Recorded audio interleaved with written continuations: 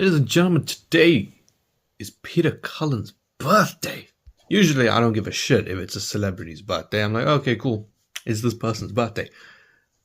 This man's a legend. He is probably the most important person in Hollywood that is alive, to me. Obviously, Optimus Prime is my favorite character in all of fiction, and he, in my opinion, wouldn't really be anything without Peter Cullen's voice. I think that he is probably the most, or at least one of the most iconic voices for any sort of character. Obviously, James Earl Jones as Mufasa, as Darth Vader, probably just as iconic, but there's no stronger association with a role than Peter Cullen and Optimus Prime.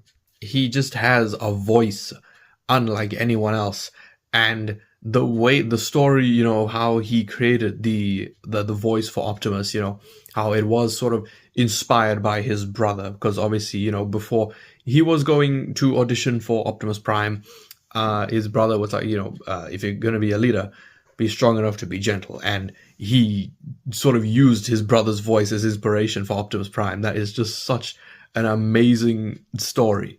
I mean, this is his most famous role. This is the role that has impacted so many people on an emotional level, myself included, as I said, favorite fictional character.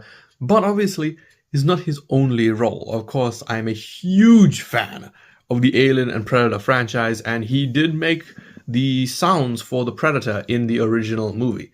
And I mean, that's just so freaking cool. The Predator is awesome. And then, of course, the GOAT himself, Eeyore.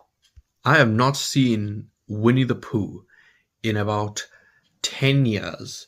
I have not even seen any sort of clip or anything.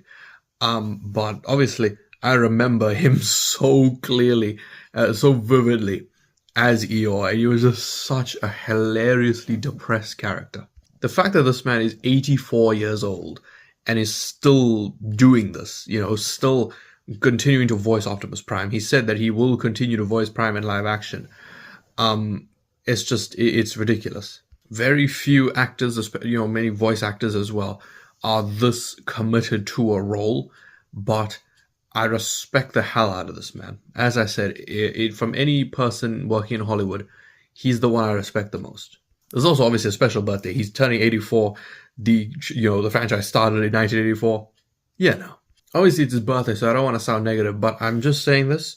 The day that he, becomes one with the old spark, I will no longer be a Transformers fan. I will stand by this. Transformers is nothing without